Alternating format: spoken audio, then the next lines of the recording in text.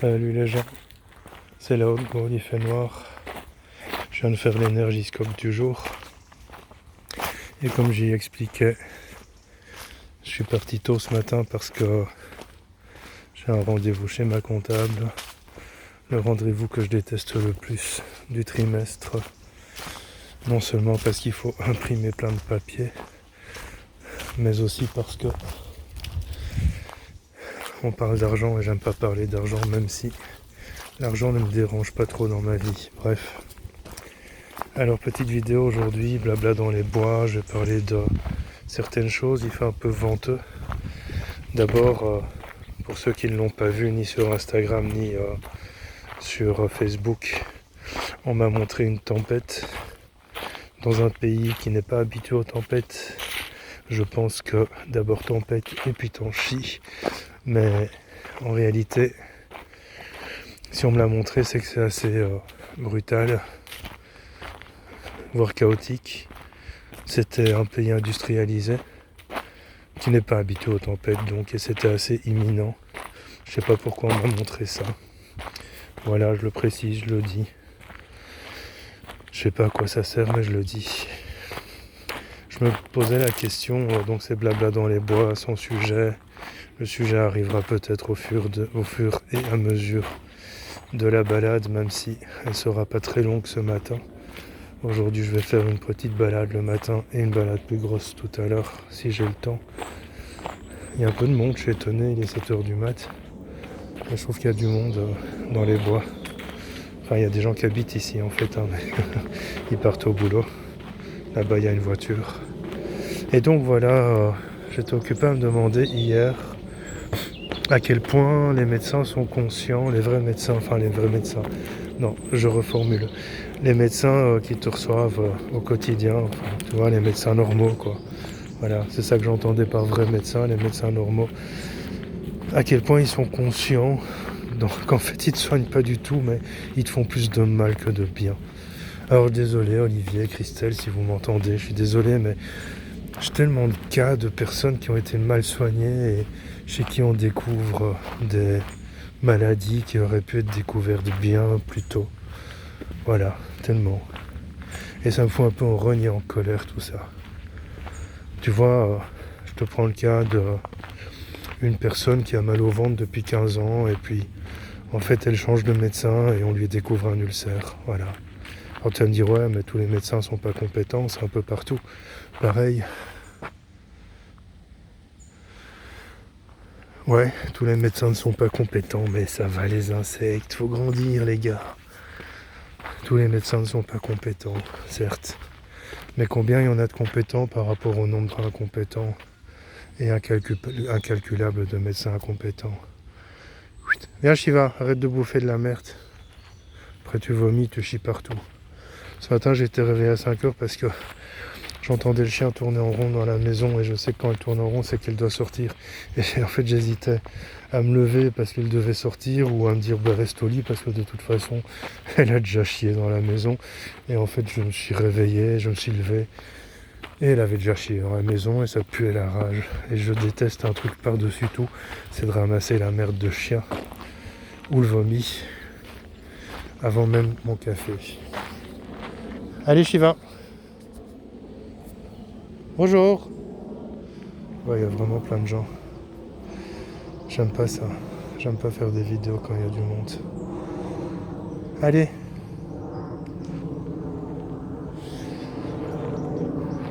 C'est la dame de la maison que j'aime bien. Réfère-toi à d'autres vidéos, j'en parle. Bref. On va parler de ton enfant intérieur. Quand l'avion sera passé. Beaucoup de gens ne savent pas ce qu'est l'enfant intérieur. En réalité, l'enfant intérieur n'est pas l'enfant que tu étais. Ah si, beaucoup de gens le savent, en fait, tous ceux qui ont fait appel à moi savent ce qu'est l'enfant intérieur, parce que je le précise très souvent, mais ce n'est pas l'enfant que tu étais. Non, donc, quand on demande de te reconnecter à ton enfant intérieur, on ne te demande pas en fait de te reconnecter au petit Gérard que tu étais, à la petite Véronique que tu étais. Beaucoup de gens qui se reconnectent à leur enfant intérieur, souvent, ont tendance à pleurer, à le vivre assez difficilement parce que ça remémore des souvenirs pas forcément agréables, parce que toutes les enfances n'ont pas été joyeuses. Et parfois, on peut avoir l'impression que l'enfance a été joyeuse, mais en réalité, elle ne l'a pas été. Parce que le cerveau est ainsi fait qu'il a tendance à soit embellir, soit ne se remémorer que les bons moments.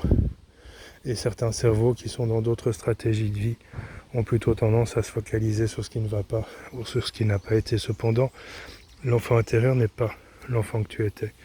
L'enfant intérieur, c'est ton étincelle de vie. On considère en spiritualité, je déteste de plus en plus ce mot, mais je ne sais pas par quoi le remplacer, peu importe. On considère que jusqu'à 7 ans, l'enfant est la vie incarnée. Alors ça peut changer, ça peut évoluer avec le temps, avec les saisons, avec les époques, etc. Mais pourquoi jusqu'à 7 ans? Parce qu'en fait, à 7 ans, c'est l'âge de raison en spiritualité. C'est l'âge où l'enfant commence à prendre vraiment son indépendance, son autonomie, commence vraiment à réfléchir, à se poser certaines questions existentielles. Et donc avant 7 ans, il est plutôt dans l'insouciance, dans l'enfance. Et donc ton enfant intérieur, c'est plutôt ça, c'est l'étincelle de vie. C'est l'étincelle créatrice, c'est l'étincelle de l'imagination, c'est l'étincelle du rêve, c'est l'étincelle du désir, c'est l'étincelle du, j'ai envie de dire, du fantasme presque. C'est l'étincelle du « et si on faisait comme si ». Et si on faisait comme si, c'est vraiment ce qui va traduire la présence de ton enfant intérieur. Allez, on va dire qu'on est des super-héros. Viens, on fait comme si on était un papa et une maman. Tu vois ce que je veux dire? Et en fait, le « et comme si on faisait comme si » va traduire aussi énormément d'étincelles de vie, parce qu'on prend un rôle qui n'est peut-être pas le nôtre, mais pendant un instant, ce rôle, on se l'approprie et on sort un petit peu de notre quotidien. C'est très vaste comme sujet, et comme je le disais, je pense hier,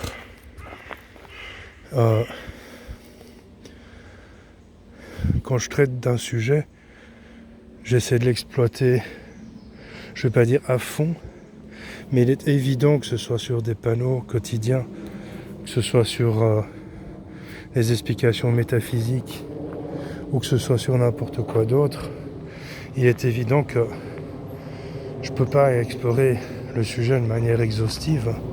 Il y a tellement de tenants et aboutissants, encore plus difficile quand je fais un petit panneau avec une phrase méditative, ou quand j'explique en 5 ou 6 images une maladie, parce qu'il y a du cas par cas.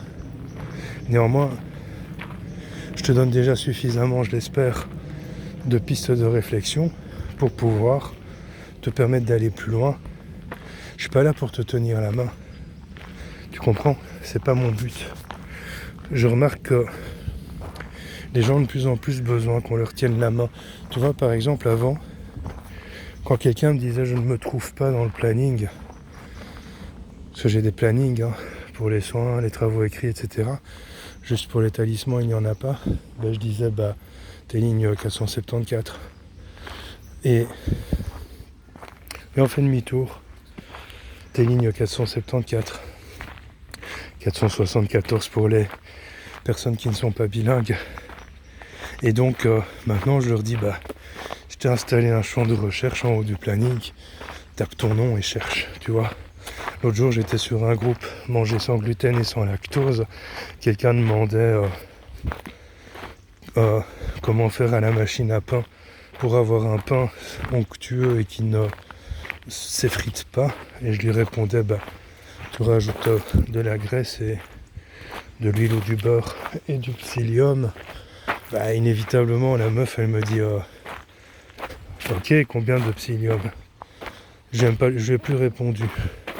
Pourquoi? Parce qu'on vit à une époque où, putain, c'est casse-gueule. Je vois rien, il fait encore noir, plus ou moins noir.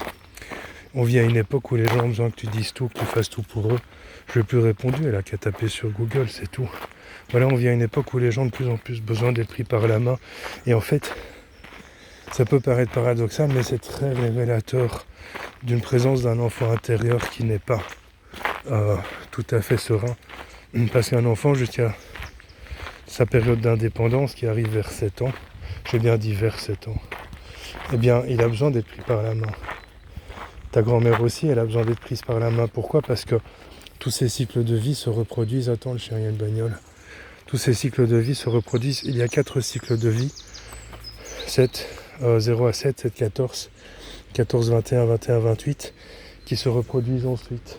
C'est-à-dire que une fois que tu passes à 28, le cycle 0 à 7 recommence, mais de 28 à 35. Le cycle 7 à 14 recommence, mais de 35 à 42, crise de la quarantaine, etc. Et ça se poursuit. Ce sont des cycles psychologiques. Donc, les grands-parents, enfin les personnes âgées, souvent, sont plutôt dans ce cycle 0 à 7 ans, où ils ont de nouveau besoin d'être pris par la main. Mais c'est pas le sujet ici. Tout ça pour dire, d'un coup, là, il fait plus clair, hein, c'est fou. Hier, il faisait froid, je suis parti faire mes courses, il faisait venteux et froid, et très soudainement, il a commencé à faire une chaleur de fou. Bref, et donc, voilà, par rapport au cycle. Et c'est important de prendre conscience de ça, c'est que les gens qui ont besoin d'être pris par la main, ce qui est de plus en plus fréquent depuis le Covid, sont des personnes dont l'enfant intérieur n'est pas serein, ils ne se sentent pas en sécurité et ils ont besoin qu'on leur montre tout. Et c'est vrai que depuis le Covid, beaucoup de gens, tu peux avoir l'impression que beaucoup de gens se sont infantilisés parce que les gouvernements les ont infantilisés pour qu'ils acceptent d'être pris par la main. Je ne sais pas si tu comprends le mécanisme, c'est ce qu'on appelle de la manipulation psychologique ou la manipulation tout court. C'est de la perversion narcissique, parce qu'un pervers narcissique aura tendance à infantiliser une personne pour que cette personne sollicite l'aide du pervers narcissique. Et donc, oui, cet enfant intérieur a été très sollicité ces dernières années, et donc inévitablement il est perturbé. Et c'est pour ça que de plus en plus de gens ont besoin d'être pris par la main. Alors ton enfant intérieur, je le répète, c'est ton étincelle de vie, c'est ton étincelle d'amour aussi, parce que jusqu'à un certain âge, les enfants sont dans l'amour universel. En fait, j'ai presque envie de dire que l'enfant intérieur, c'est comme le chien. Ah, t'as entendu chien, tu t'arrêtes, 1, 2, 3 soleils. C'est-à-dire que le chien, toute sa vie, est dans... Je compare pas l'enfant à un chien, bien que... En fait, si, parce que jusqu'à un certain âge, jusqu'à l'âge de raison et de réflexion, l'enfant est très animal, très bestial, très instinctif. Donc oui, on peut le comparer à un animal, mais le chien est constamment dans cet amour universel. Et on peut comparer éventuellement cet enfant intérieur à cette bestialité aussi, cette pulsion. Pourquoi ? Parce que quand on te dit réveille ton enfant intérieur, je vais clôturer là-dessus. On te dit pas revois-toi enfant et retourne à l'enfance. On te dit recommence à jouer, à créer ta vie, à être spontané, à être plus impulsif, à être plus créatif si je ne l'ai pas encore dit, à être plus dans ton monde imaginaire, à faire comme si. Retourne dans cet amour universel, reconnecte-toi à ton essence de vie. Et cet aspect impulsif comme est un animal, instinctif comme l'est un enfant jusqu'à on va dire 6-7 ans, c'est cet enfant intérieur. Pourquoi ? Parce que cette société t'a normalisé et t'a enlevé ce côté instinctif et spontané. Et le mien est revenu. En fait, je vais pas te faire un dessin, mais le mien est revenu quand je fumais de l'herbe. En fait, à force de fumer de l'herbe, j'ai dû péter des neurones et mon enfant intérieur a commencé à reprendre de plus en plus le dessus. Et j'ai ce côté joueur, mais parfois cynique. Je joue beaucoup, je m'amuse beaucoup, très intérieurement. Cependant, ce côté spontané a été normalisé. Tu vois cette image qui circule beaucoup sur Facebook, où tu vois des gosses devant une entrée de classe. C'est un dessin. Et en fait, tu vois des gosses avec au-dessus d'eux des bulles, comme des bulles de texte dans les BD. Et il y a des bulles carrées, il y a des bulles triangles, il y a des bulles rondes. Et en fait, avant de le faire rentrer dans la classe, le prof découpe toutes les bulles au même format pour normaliser l'enfant. Et ça, c'est exactement ce que la société a voulu. Et c'est pour ça que ton enfant intérieur doit être réveillé. Parce que ton enfant intérieur, quand il ne veut pas, il ne veut pas. Et peu à peu, les parents, comme tous les parents du monde, vont forcer l'enfant. Bouffe ton assiette, va au lit à telle heure, lave-toi les dents, fais tes devoirs, étudie pour l'école, trouve-toi un boulot. Enfin, tu vois. Et donc, sans le savoir, sans en être conscient, l'enfant est aussi normalisé par le parent. Donc, pour résumer, enfant intérieur égale spontanéité, créativité, imagination, étincelle de vie, amour universel. Ce n'est pas l'enfant que tu étais, c'est ton énergie de vie. C'est l'énergie de cette spontanéité, du jeu, de l'amusement que tu dois réveiller. C'est difficile.